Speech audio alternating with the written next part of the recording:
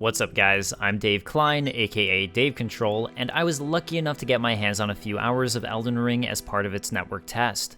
While a lot of my time was spent discovering dungeons, exploring those, and defeating bosses, that doesn't mean there weren't a number of cool secrets I discovered along the way. In fact, that's something I've always loved about From Software games. There are things you don't have to find, but help flesh out the game and its lore. So here are 5 secrets from the Elden Ring Network Test. Within the region of Limgrave, there's a beach players were able to access. On this beach were these cool corrupted turtle cross octopus enemies whose weak spot was their head.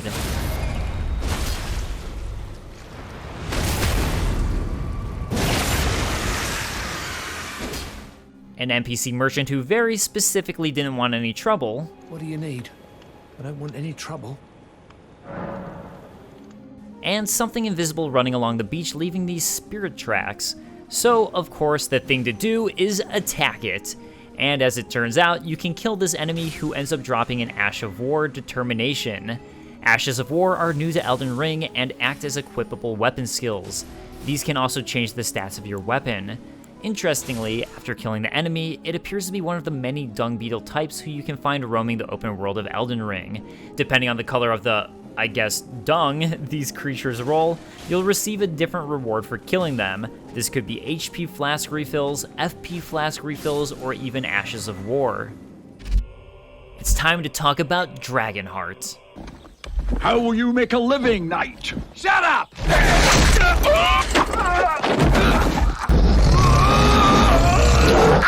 No, this one. In the Elden Ring Network Test, one of the many bosses players were able to fight was the flying dragon Agheel. Upon killing this dragon, you'll receive a Dragonheart. The description reads, Dragonheart seized by a dragon tracker. It has a bizarre shape, modeled by gravel, and it continues to beat vivaciously. An offering used in the Dragon Communion. Consume a dragon's heart at the altar to make its power yours. While a terrible and savage-looking thing, the heart has a peculiar beauty to it. And you can also talk to Bloody Finger Hunter Yura, who will let you know, the heart you brought back. It's used in Dragon Communion. If you should find yourself overcome by hunger for the heart, yearning for its strength, then seek the decrepit church on the little island off the western coast. So after defeating a demi-human chief boss, you can make your way over to the Church of Dragon Communion. Here, if you have the Dragonheart, you can perform Dragon Communion, which, by doing so, will let you receive Grail's Roar, an incantation of the Dragon Communion, used by those who've eaten of a dragon heart. Manifest the power of the great ancient dragon Grail to sound a fearsome roar. The roar of the great Grail, foreboding as a mountain, overcomes all who hear it with its might. Their attack power is temporarily decreased. I can't wait to see what else you can get through the Dragon Communion. You must not forget, though, those who partake in Dragon Communion will one day shed their humanity. Their hunger for dragon, their yearning, only worsens until the floodgates burst, unleashing eternal torment. The strength of a mighty dragon. Magnificent, but deadly. It's no surprise that Dragon Communion is ruinous. On the eastern side of Elden Ring Stormhill is a statue with something glowing inside. In order to get to his inner goodies, players will need to aggro one of the nearby giants and allow the giant to break the statue for you. In the network test, inside of the statue were 6 smithing stone shards. Nice. The last secret I found, and one I personally didn't get to see through to the end. Near Agheel Lake North, there's a hidden NPC, Bach, who will call out to you. Oi! You there! Could you help us out, Cully?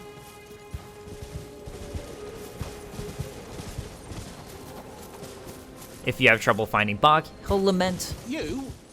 Yeah, you there! Stop pretending you can't see me! Why won't anyone look me in the eye? I'm not that ugly, am I? As it turns out, by swinging at a nearby tree, you'll be able to break the spell.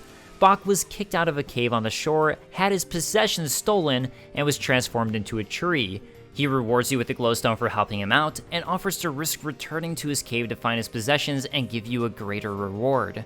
I traveled to the Dissenter's Cave, which was the only cave on a shore available in the network test, to see if Bach would show up there, but he never showed up. I also checked back at his original location, and he had left. I did do some research to see if anyone else had found out where this questline goes, but so far it seems like this might be something that's continued outside of the limitations of the network test. For those of you who have watched Elden Ring footage pre-release, Pumpkinhead is probably pretty well known thanks to his fun design and the awesome helmet you get for defeating him. Now that's Elden Bling. But he's actually a bit of a secret to find. On the eastern edge of Limgrave, on the border of what was playable within the network test, are Post Town remains. These remains hold a giant poisonous flower that you can duke it out with, as well as a dungeon that can only be accessed by double jumping over a small section of walls with your steed. It's in this hidden dungeon that Pumpkinhead can be found, along with the sorceress Selin, who sells, well, sorceries. I dare say your proclivities are far from ideal. Oh well, perhaps nurture will defy nature, with a bit of luck. But one must choose one's masters wisely. I was exiled from the Academy of Rea Lucaria as a reviled, apostate witch. Do you still wish to learn from me? While Pumpkinhead isn't the most difficult fight, it's still always fun to go up against a slower but powerful foe.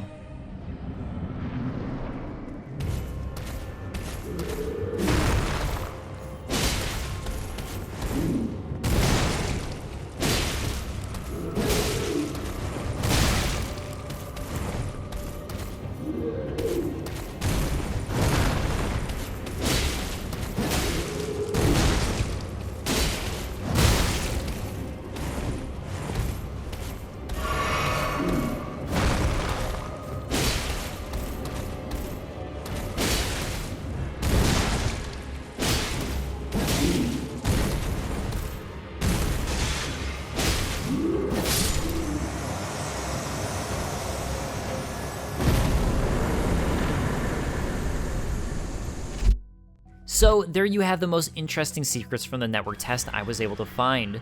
While I realize the network test is now closed, these will likely still be secrets that behave the same in the final game, and I do think it's exciting to see that From Software is still at it, keeping in content you don't necessarily need to find.